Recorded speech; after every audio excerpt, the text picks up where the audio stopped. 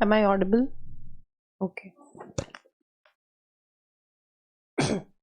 Hello everyone, very good morning and welcome to SLB Banking Guru. I hope you all are doing fine, fabulous and fantastic. And let's start today's session of Hindu editorial. Today's session will be recorded. ठीक है, तो आज का session आप लोगों को अच्छे से देखना है, समझना है, और कोई डाउट्स हो तो प्लीज कमेंट सेक्शन में उसे लिखेंगे. Right, let's start the session. देखिए, सबसे पहले जो आज है 29 मार्च. ठीक है, तो देखते हैं आज के आर्टिकल में क्या क्या चीजें होने वाली हैं.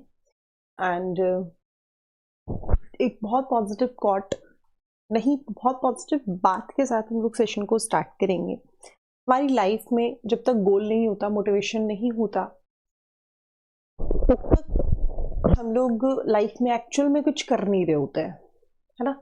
तो लाइफ में रियल प्रोडक्टिविटी तभी आती है जब हमारे कुछ सपने होते हैं एंड हमारे कुछ मोटिवेशंस होते हैं. रोज कुछ करने के लिए मोटिवेशन चाहिए होता है, और डेली जो हम करते हैं उस मोटिवेशन के साथ, उससे हमारे गोल्स अचीव होते हैं. राइट, तो सभी की लाइफ में अपने अपने मोटिवेशन है. मोटिवेशनल वीडियोस या मोटिवेशनल कोट्स सर्च करने से मोटिवेशन नहीं आता है, बल्कि उन परमानेंट मोटिवेशन को हमेशा ध्यान में रखने से चीजें होती हैं.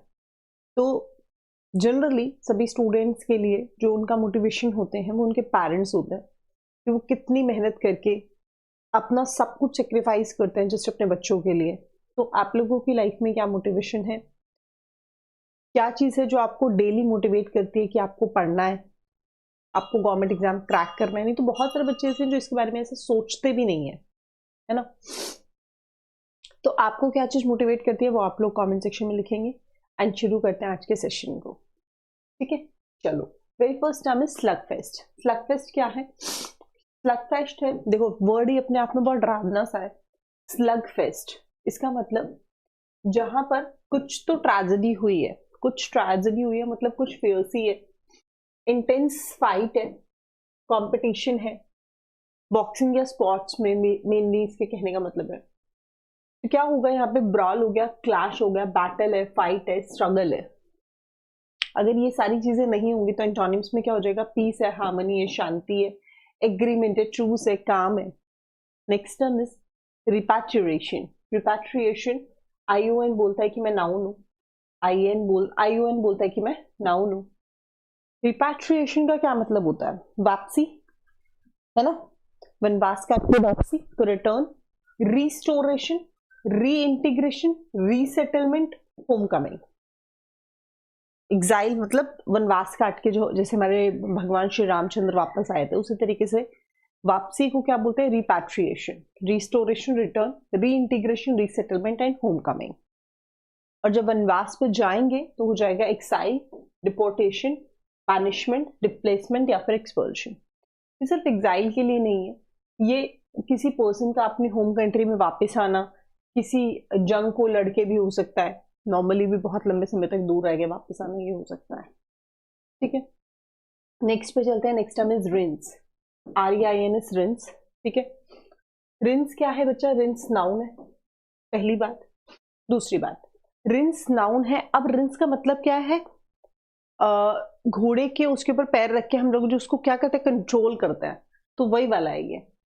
बेसिकली रिंस का मतलब वही होता है. Staffs used to control a horse, metamorphically control और अथॉरिटी ओवर समवन. ठीक है, किसी को कंट्रोल करना, किसी के ऊपर अपनी अथॉरिटी, पावर, कमांड, सुपरविजन का यूज करना. अगर हम किसी के ऊपर अथॉरिटी नहीं दिखाएंगे तो हम क्या करेंगे? तो क्योस क्रिएट करेंगे, anarchy, disorder, powerlessness and helplessness होगी. ठीक है, नेक्स्ट पर आते हैं. इंटरनेसाइन. इंटरनेसाइन क्या है? इंटरनेसाइन एडजेक्टिव है. इंटरनेसाइन का मतलब क्या है? जो चीजों को बिल्कुल बेकार कर दे, मरा हुआ कर दे, जान ही ना रहे चीजों में. This is internecine. ठीक है, बिल्कुल खराब कर देना. Destructive to both sides in a conflict, पूरी तरीके से किसी कॉन्फ्लिक्ट में चीजों को खराब करना. Involving mutual destruction. ठीक है, म्यूचुअल डिस्ट्रक्शन यहाँ पे हो रहा है. तो डेडली है, रूइनियस है, सेल्फ डिस्ट्रक्टिव है, फ्रेटिसिडल है, कैटास्ट्रॉफिक है. ठीक है, अब अगर ये चीजें नहीं होंगी तो सब कुछ क्या होगा? बड़ा शांत होगा. शांत होगा मतलब it will be very peaceful, constructive, harmonious, beneficial and non violent. ठीक है, तो क्लियर हो गया, ये इस तरीके से चलने वाला है। नेक्स्ट पे मूव करते हैं बच्चा। Next term is serenade. Next term is serenade. अब सेरेनेड क्या है? सेरेनेड या तो नाउन है, ये तो वो पे दोनों तरीके से यूज किया जाता है। सेरेनेड क्या होता है? बहुत अच्छा, जब कुछ प्यारा सा व्यू होता है तो जो मध्यम मध्यम सा म्यूजिक होता है उसे भी सेरेनेड बोलते हैं। ठीक है, तो a musical performance given to express love और admiration, usually sung outdoors, love song, ballad, melody, lullaby या फिर हार्मनी। ठीक है, और अगर अच्छा कुछ मध्यम मध्यम सा नहीं होगा तो बड़ा नॉइजी होगा या बिल्कुल शांत होगा। इसे कैकोफोनी भी बोल सकते हैं। कैकोफोनी आप लोगों ने वन वर्ड सब्स्टिट्यूशन में पढ़ा था, तो बहुत तरह तरह की आवाजें आती हैं, known as cacophony, discord and dissonance. Right, next पे मूव करते हैं पर्टिनेंट। पर्टिनेंट क्या है? पर्टिनेंट एडजेक्टिव है। पर्टिनेंट का मतलब है कि ये यहाँ पर फिट बैठता है, कोई चीज कहीं पर फिट बैठती है तो उसे बोलते हैं पर्टिनेंट है।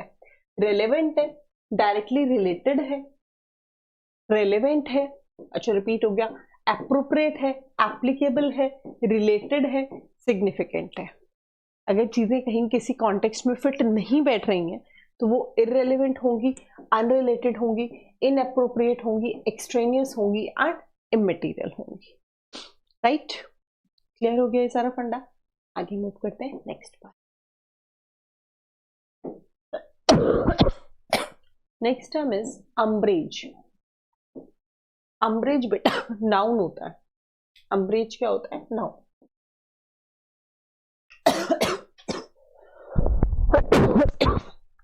सॉरी, अम्ब्रेज नाउन है। अ फीलिंग ऑफ ऑफेंस, है ना, हम आपसे नाराज हैं, ऑफेंस, एनॉयंस, रीसेंटमेंट। तो अपमान, ऑफेंडेड हो मतलब आपका किसी ने अपमान किया, इंसल्ट किया, नाराज हो या फिर आक्रोश की भावना। Terms are resentment, offence, annoyance, displeasure and irritation. और एंटोनिम्स में क्या हो जाएगा?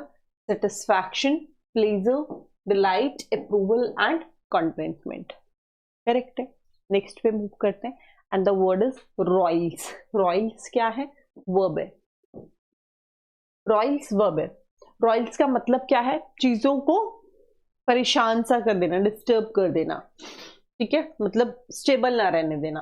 तो स्टिर करना, अनस्टेबल होना, अपसेट होना, इरिटेट होना, डिस्टर्ब या इरिटेट होना। ठीक है, अब चीजें अगर डिस्टर्ब नहीं है, मिक्सड अप नहीं है, तो रिलैक्स्ड है, काम है, सूथ है, सेटल्ड है, ट्रैंक्विलाइज्ड है एंड पैसिफाइड है। ठीक है, आगे मूव किया जाए नेक्स्ट पर। Question number 9 and it is स्प्री। What is स्प्री? स्प्री एक नाउन है। स्प्री वर्ड क्या है? नाउन है। स्प्री का मतलब क्या होता है? एक ऐसा पीरियड ऑफ अनरिस्ट्रेन्ड और excessive activity, often in spending और एंजॉयमेंट। ठीक है, तो किसी गतिविधि में अत्यधिक, बहुत ज्यादा लंबे समय के लिए विशेष रूप से खर्च करना या आनंद लेना। ठीक है, तो this is rampage, flurry, outburst, frenzy या फिर बेंच। This is स्प्री। ठीक है, अब देखो इस बात को आगे ध्यान से देखो। अगर चीजें आपकी आउटबर्स्ट फॉर्म में नहीं है तो बहुत ही कंट्रोल्ड मैनर में होंगी। It is controlled, moderation, restraint, abstinence and austerity. Next term is aborizine.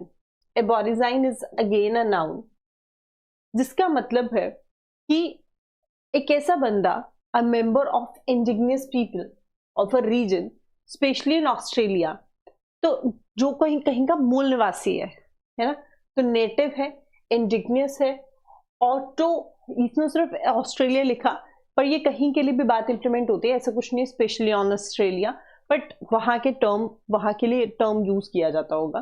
Original inhabitant, first people.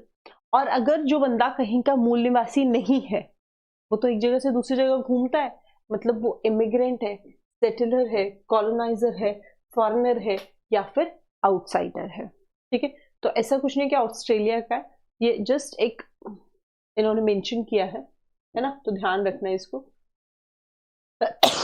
एब्रोजाइन is local of somewhere या फिर नेटिव बोल सकते हैं हम उसको। फ्रेजल वर्ब्स पे आएंगे, ग्नो एट, ठीक है, ग्नोइंग इज अ प्रोसेस है ना, तो ग्नो एट करना मतलब किसी को मेंटली डिस्टर्ब करना, इज मेंटली डिस्टर्ब, और वरी समवन, किसी को मेंटली परेशान करना, ठीक है, this is gnaw at. Next is trump at, fabricate false charges और एक्यूजेशंस, किसी के ऊपर झूठे इल्जाम लगाना इज टू ट्रम्प अप, ठीक है। Next is slough off, what is slough off, get rid of something, अब हम कैसी चीजों से छुटकारा पाना चाहते हैं, बुरी चीजों से या फिर जिम्मेदारियों से, तो स्लो ऑफ मतलब बुरी चीजों या जिम्मेदारियों से छुटकारा पाना, ठीक है। Trump off is false charges, किसी के ऊपर फैब्रिकेट करना, लगाना। ग्नो एट इज मेंटली किसी को डिस्टर्ब करना, ग्नो एट मेंटली डिस्टर्ब करना। ट्रम्प अप किसी के ऊपर झूठे इल्जाम लगाना, ठीक है। स्लो ऑफ मतलब जिम्मेदारियों से या बुरी आदतों से छुटकारा पाना। Next is tamp down, tamp down का क्या मतलब है, कम करना, मतलब रिड्यूस या सप्रेस करना। किसको रिड्यूस करोगे, किसको सप्रेस करोगे, तो पहले तो कुछ नेगेटिव, मतलब कोई प्रोटेस्ट हो रहा है तो उसको सप्रेस करो, उसको रिड्यूस करो, या फिर अपने इमोशंस को कर लो, this is tamp down, tamp down. Next one is ratchet up, gradually increase what, the intensity और लेवल ऑफ समथिंग, किसी भी चीज के लेवल को धीरे धीरे बढ़ाना is known as ratchet up, ठीक है जी। आगे मूव करते हैं नेक्स्ट पर, फ्रेजल वर्ब्स के बाद वन वर्ड सब्स्टिट्यूशन। अगर आप किसी चीज को एक्सेस में अटेंशन देते हो, giving excessive attention to the petty details, छोटी छोटी बातों को बहुत ज्यादा ध्यान देते हो, है ना, बहुत बारीकी से देखते हो, इज नॉन एज पेटी फॉगिंग। और बहुत सारे एक्सपीरियंस में ये आदत होती है, कभी कभी ये आदत बहुत अच्छी होती है, कभी कभी ये आदत बहुत बुरी होती है। तो हम छोटी छोटी बातों पर ध्यान दें, बट इतनी भी ज्यादा ध्यान ना दें कि उसकी वजह से हमारी बड़ी बड़ी बातें छूट जाएं, राइट।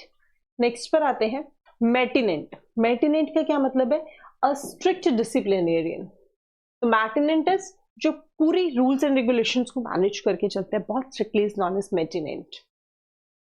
अब जो भी आप लोगों को अपना स्कूल टीचर ऐसा याद है जो बहुत ज्यादा खड़ूस, बहुत ज्यादा स्ट्रिक्ट हुआ करते थे, उनको आप मैटिनेंट बोलो तो आपको याद रहेंगी बातें, ठीक है। A traitor who collaborates with an enemy force, लो जो अपने दुश्मन मुल्क से जा मिले उसे बोलेंगे quisling. The spy was labelled a quisling after betraying his country, तो एक स्पाई जासूस, उसे क्विस्लिंग डिक्लेयर कर दिया गया जब उसने धोखा दे दिया और वो जाके जहां की जिसकी जासूसी कर रहा था उसी के साथ जा मिला, ठीक है, तो this is quisling. Next is a position requiring little और no work but providing financial benefits, काम धाम कुछ नहीं करना, पैसा खूब सारा ले जाओ, साइनक्योर इज नॉन एज साइनक्योर, SINECURE, साइनक्योर, ठीक है। तो ऐसी पोजीशन जिसपे काम नहीं करना, मजे ही मजे हो जाएंगे मैडम, हमें मिल जाए ऐसी, है ना। चलो, his political connections help him secure secure at the government office, fine. Next चलते हैं, pretending to have knowledge without deep understanding, ऐसा दिखाना कि हमें बहुत ज्ञान है और डीप अंडरस्टैंडिंग ना होना is known as curialism, is known as curialism. ऐसा दिखाना कि आपको ज्ञान है पर एक्चुअल में आपको उसकी डीप अंडरस्टैंडिंग नहीं है इज नॉन एज स्कियोलिज्म। नेक्स्ट पे मूव करते हैं। मैं आपको पता है बार बार रिपीट क्यों करवाती हूँ, सो दैट आप लोगों को लर्न हो जाए, है ना। तो कोशिश किया करो चीजें लर्न हो, और 1 अप्रैल से आपको इसकी सबके PDF मिलेगी एप्लीकेशन पर। इडियम्स एंड फ्रेजेस पर चलते हैं, तो पहला हमारा इडियम है क्रॉस द लाइन, बहुत इजी, सभी लोग समझ भी गए होंगे। To change from being acceptable to being unacceptable, to do something wrong, आपने अपनी लाइन को क्रॉस कर दिया, इसका मतलब आपने कुछ तो गलत किया। Next is cast out, cast out करने में क्या किया, टू फोर्स समवन और something to leave a place, cast out देश निकाला दे दिया, बाहर निकाल दिया। देश निकाले का मतलब है यहाँ से, देश निकाला मतलब ये नहीं सच में देश से निकाल दिया, देश निकालने का मतलब है किसी को किसी चीज से आउट कर देना, है ना। to force someone or something to leave a place.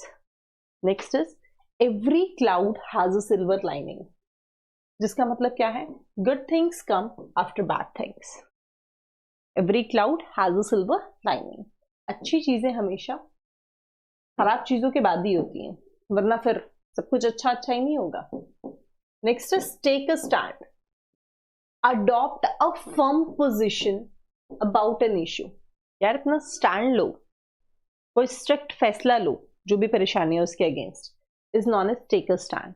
Next one is blow the lid off, to make public something that was previously not known और was hidden. Blow the lid off का क्या मतलब हुआ? To make public, कोई भी ऐसी चीज जो आपने प्राइवेटली रखी हुई थी उसे पब्लिक करना, जो पहले आपकी क्या थी? छुपी हुई थी. ब्लू द लिड ऑफ, अब उसको हटा दो. ब्लू द लिड ऑफ, अब उसको हटा दो लिड को. तो जो चीज आपके पहले पर्सनल थी अब वो पब्लिक हो जाएगी. Next is recipe for failure. The US should engage with Houthis instead of bombing Yemen. ठीक है, आर्टिकल है, रीड करेंगे. मैं अपने अकॉर्डिंग टाइम देखते हुए इसको शफल कर दूंगी और फिर इसके बाद हम लोग इसको डिस्कस करेंगे. ठीक है, चलो करो रीड.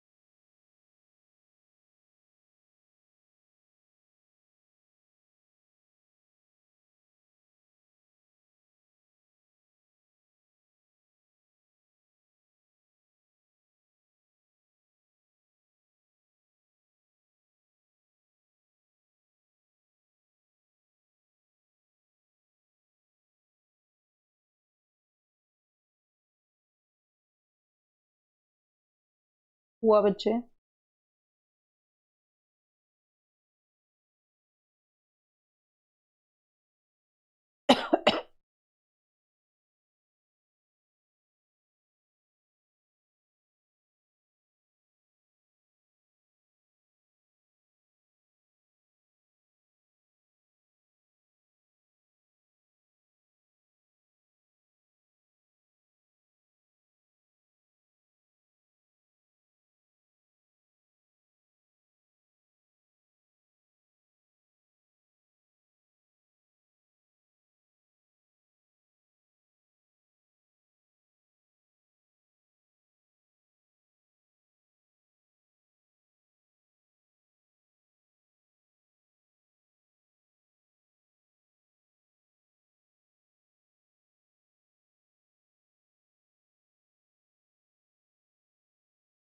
चलो आगे मूव करते हैं.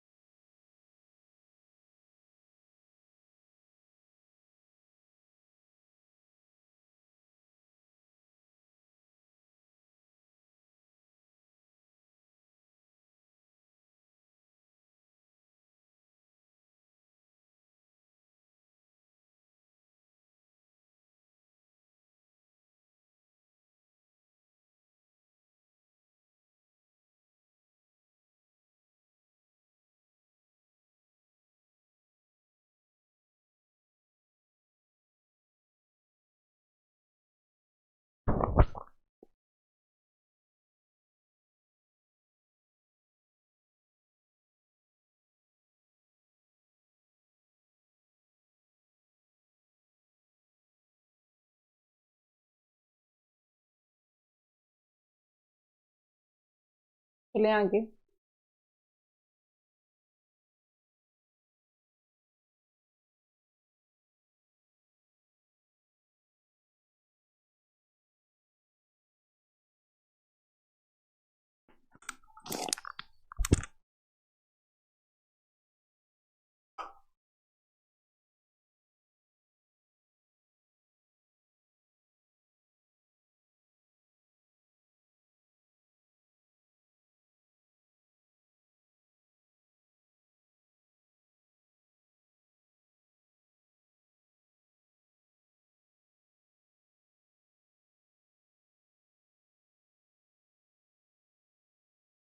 चलो डिस्कस करते हैं। Donald Trump came to power with the promise to shut down the wars in Ukraine and West Asia. Donald Trump कैसे आए पावर में? बोलते हैं भाई जितने भी ये वॉर्स हो रहे हैं यूक्रेन में, वेस्ट एशिया में, ये सब बंद हो जाएंगे, ठीक है। But in less than 2 months mister Trump, like most of his predecessors, started bombing in other country, ठीक है। तो जैसे उनसे पहले सभी लोग वहाँ पे बॉम्बिंग वाला काम कर रहे थे, ये भी शुरू हो गए। This time it is Yemen, one of West Asia's most impoverished countries. तो इस बार इन्होंने किसके ऊपर अटैक किया? येमेन के ऊपर अटैक किया। Trump administration officials say the preemptive strike targeting Ansar Allah, better known as, जिसे हम हाउतीज के नाम से जानते हैं, was to prevent Shia militants from attacking the shipping lanes of Red Sea.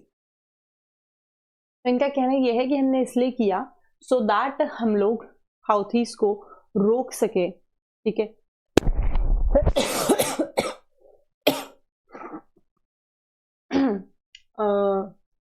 किस लिए रोक सकें? कि वो shipping lanes of Red Sea पे अटैक करें, ठीक है। आगे देखते हैं। The targets Houthi missile launchers and homes of movements leader in Sanaa, Yemen's capital, and Saada the mountainous base of rebels. तो टारगेट इन्होंने कहाँ कहाँ किया? Houthi missile launchers and and the homes of movement leaders in Sana'a, Yemen's capital, Sadha, the mountainous base of rebels. यहाँ इन लोगों ने target किया है। The minute the Houthis say, "We'll stop shooting at your ships, we'll stop shooting at your drones," said US Defense Secretary. जैसे ही हाउथीज ने बोला कि हम आपके शिप्स पे शूट नहीं करेंगे, will stop shooting at your drones, हम आपके ड्रोन्स पे शूट नहीं करेंगे, said US Defense Secretary Pete Hegseth, indicating a long drawn campaign. ठीक है। तो ये एक लंबा चौड़ा कैंपेन जो है बना। Houthis have said that at least 53 people, including 5 children, have been killed and vowed to meet escalation with escalation. On Sunday, they launched ballistic and cruise missiles and drones to target aircraft carrier USS Harry S. Truman and other warships in the region, according to Yemen State TV. ठीक है, चलो आगे चलते हैं। Houthis, who captured Sana'a in 2014, declared war against Israel in 2023 in solidarity with Palestinians after Israel launched the war on Gaza. बहुत news में ये चीजें चलती रहती हैं, आप लोग अगर देखते हो इसको तो। Following the October 7 Hamas attack using missiles and drones, Houthis have attacked over 100 commercial vessels in Red Sea. लो, बोलते हैं हम कुछ नहीं करेंगे, फिर भी 100 कमर्शियल वेसल्स को इन्होंने अटैक किया। There was lull in Houthi attack after Israel-Hamas ceasefire came into force on January 19. तो वो तो बस दिखाने के लिए था, थोड़ी सी शांति इन्होंने दिखाई, है ना, जब इनको बैकफायर किया गया तो। The US state strike has come as Houthis were reportedly planning a resumption of attacks on Israeli vessels for violating the ceasefire agreement. But Mr. Trump wants to send a bigger message to Houthis backers, Iran. Earlier this month, he had reached out to Iran to discuss its nuclear program, an offer Tehran has not taken yet. तो bye launch मतलब ये अपना trade देख रहा है, साथ साथ में देख रहा है किस तरीके से भाई हमारा ट्रेड भी तो चलना चाहिए ना, तो इसकी अपनी दुकान ही बंद नहीं हो रही है. By launching a massive airstrike against Houthis, one of the strongest members of Iran-backed resistance network, Mr. Trump is unmistakably telling the Iranians that he is not hesitant to use force. But Mr. Trump is also stepping into a strategic abyss. The Houthis are not just a ragtag militia, they are the state and half of Yemen.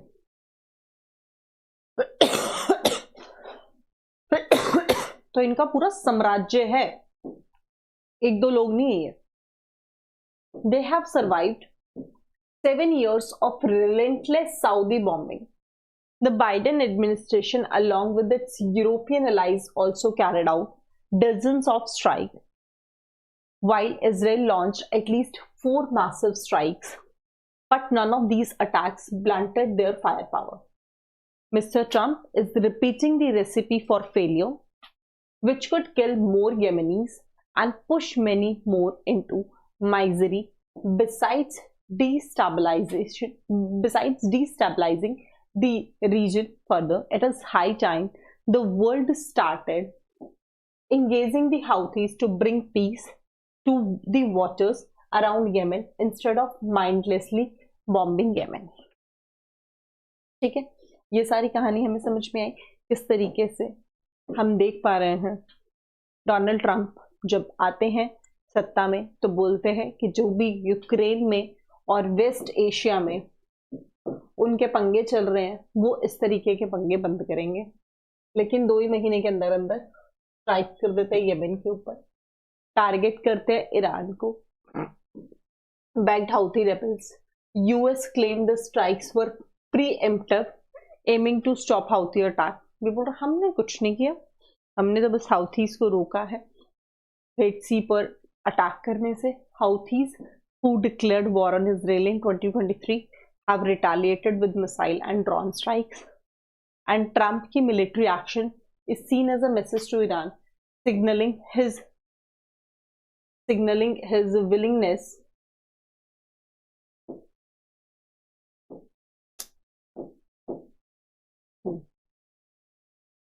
अरे यार अब वो भी गायब हो गया.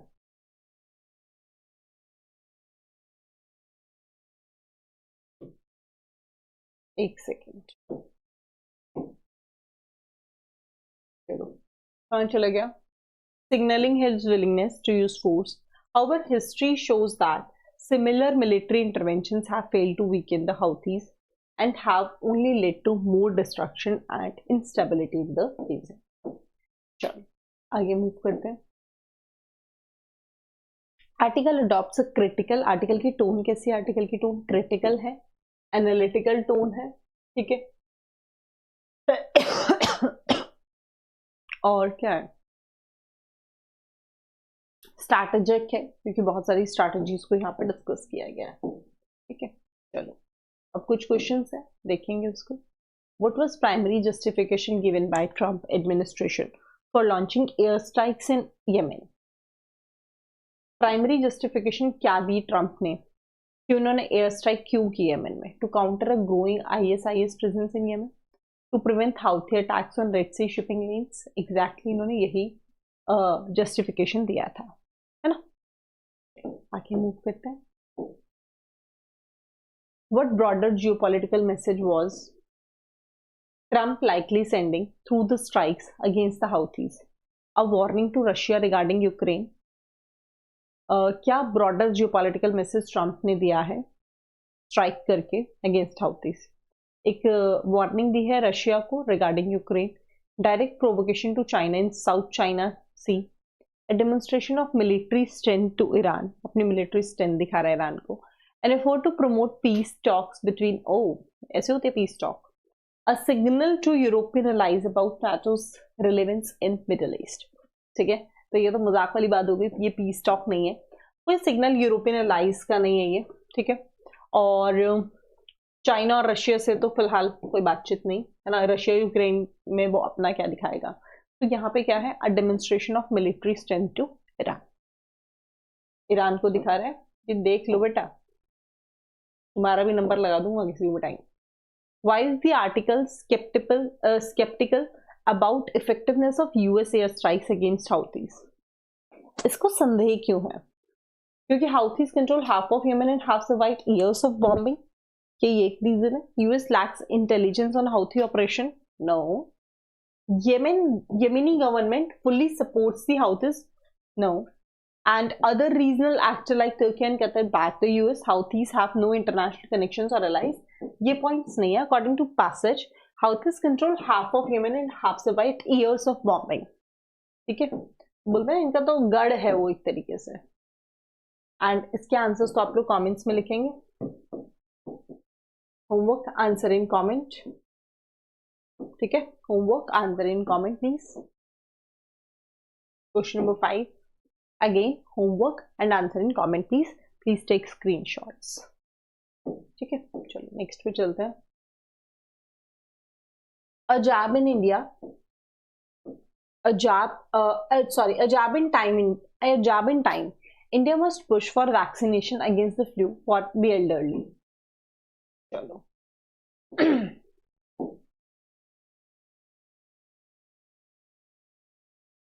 देखिए, read करेंगे प्लीज।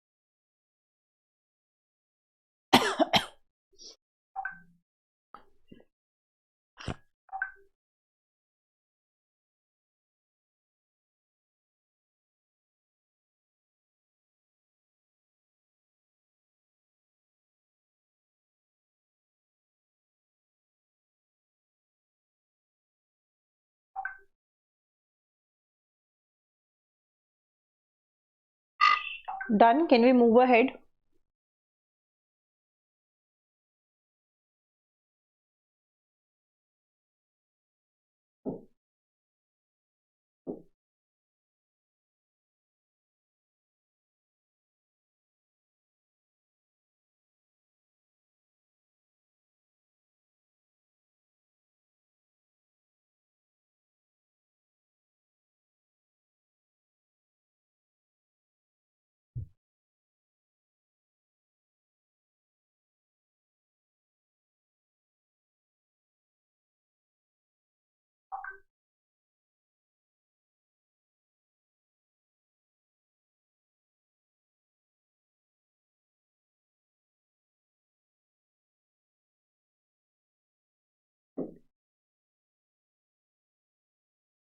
पहले इसको पढ़िए।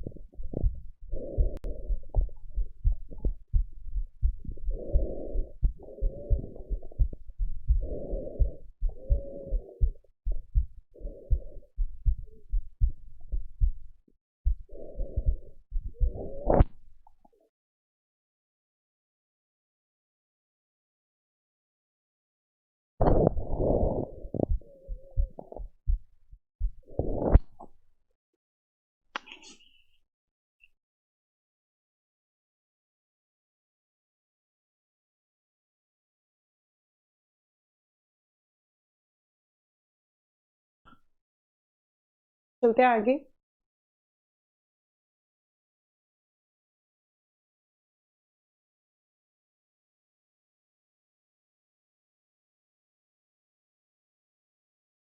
अब ये फ्लू की वैक्सीन है एक्चुअल में, या फिर ये सीजन वेदर मतलब जो चेंज होता है उसका इफेक्ट है, पॉल्यूशन के कॉन्सिक्वेंसेस है, कुछ तो क्लियर नहीं है, बट इस तरीके से चीजें हो रही हैं।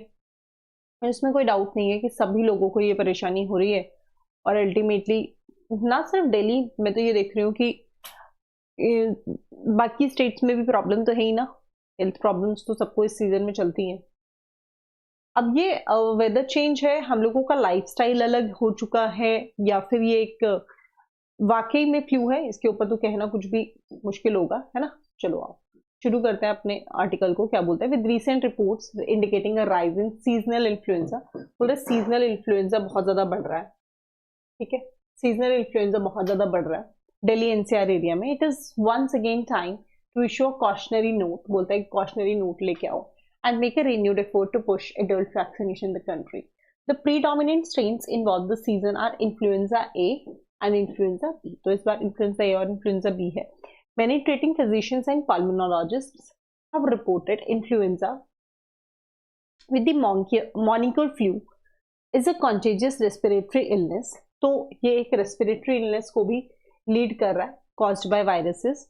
While it is routinely conflated with common cold, देखें तो common cold है, since the symptoms present similarly, sudden cough, sore throat with high fever, है ना, with high fever, जो मुझे पिछले दिनों में रहा है, high fever, sudden cough, sore throat, और मैंने तो ऐसा कुछ लिया नहीं है।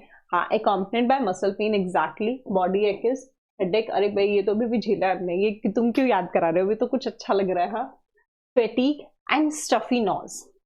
आगे बोलता है it is not quite the same, both are caused by different viruses and can have varying symptoms and severity.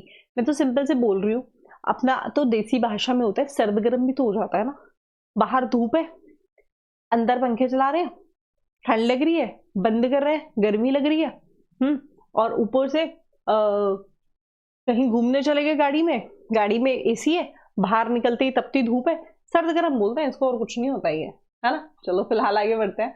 नहीं प्रॉब्लम्स तो हैं। It is not quite the same, both are caused by different viruses and can have varying symptoms and severity. The flu causes mild to serious illness, mild से serious illness तक भी हो सकता है ना, requiring hospitalisation sometimes and in a few cases mostly coinciding with a delay in hospitalisation can even lead to death. Exactly, ठीक है। तो ये वायरस वाला जो मामला है ये तो बहुत ज्यादा सीरियस और डेंजरस है।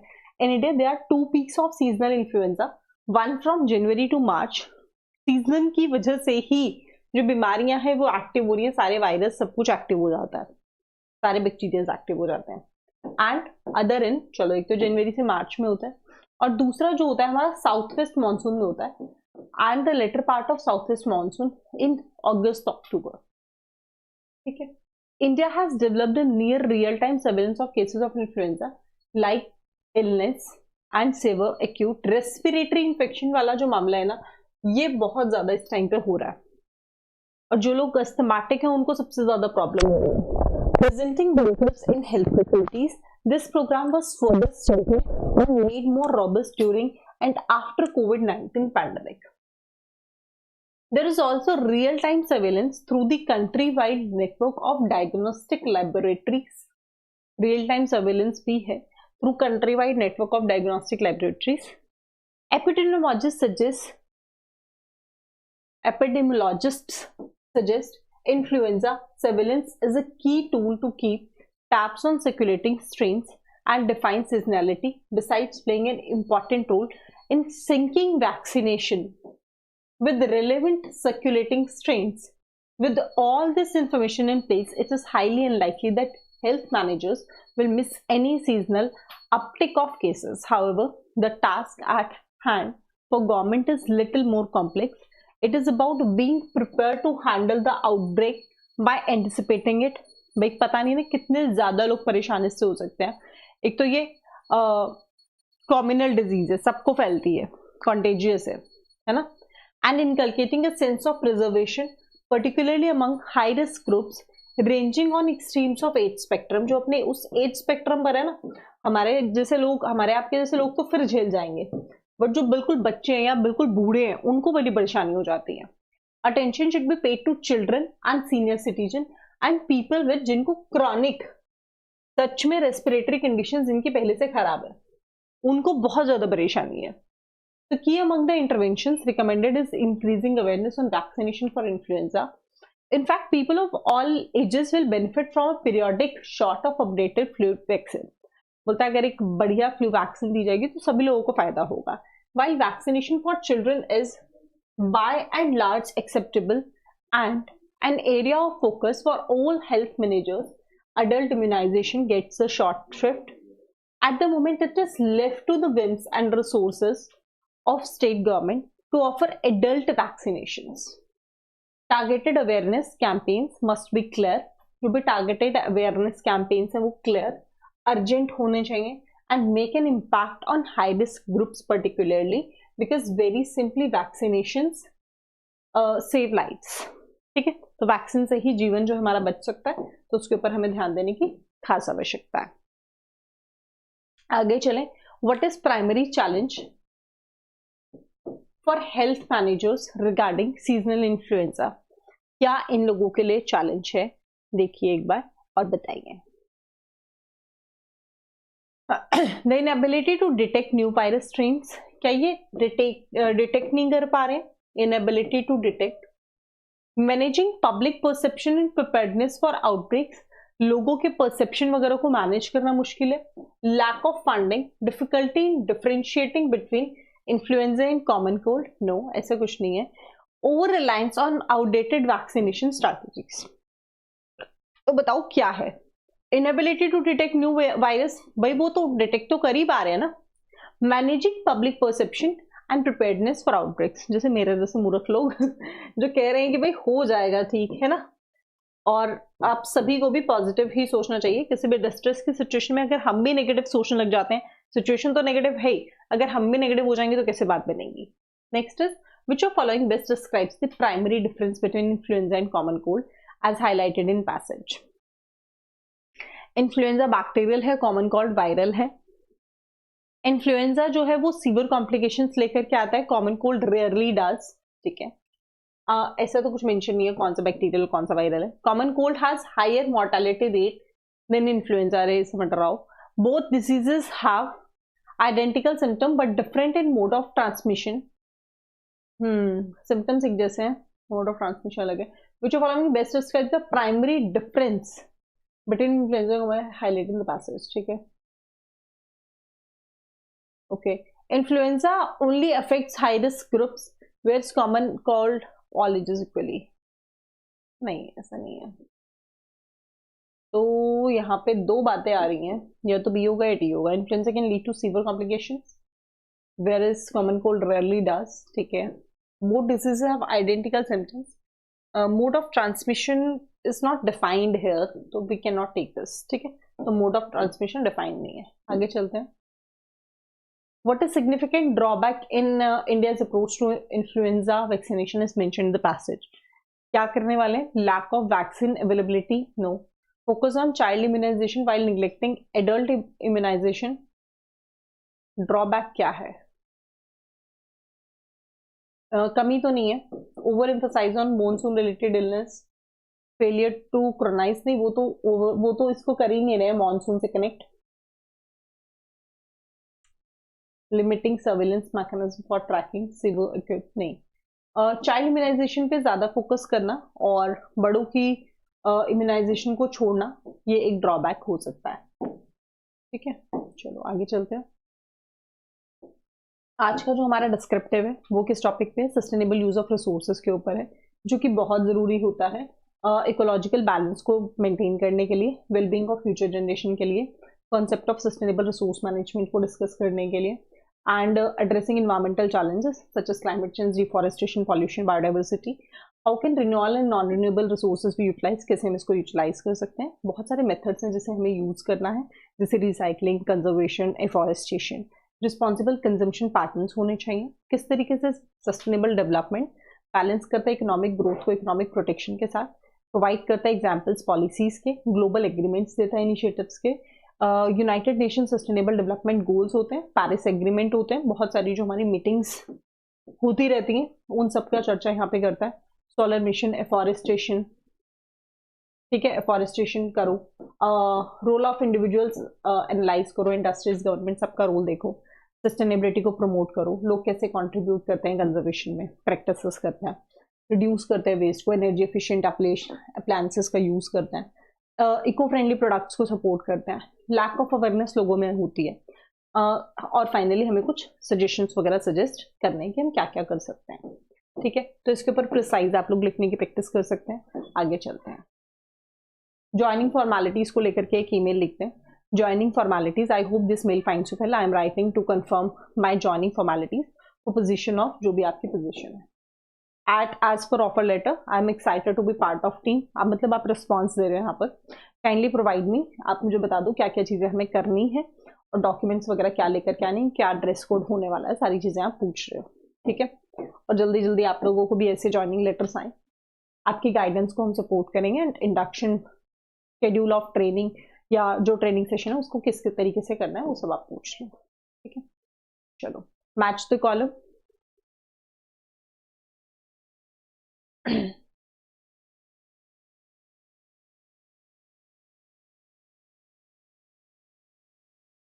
करो जल्दी से। आज इसको होमवर्क में दे दे। आज लाइव तो है नहीं क्लास, तो आज इसको होमवर्क में दे दें। चलो आगे मूव करते हैं। कल के होमवर्क के क्वेश्चन है एल्डरमैन। एल्डरमैन कौन होता है? जो ऑफिशियल होता है। तो ऑफिशियल है, मजिस्ट्रेट है, रिप्रेजेंटेटिव है, लेजिस्लेटर है, काउंसलर है।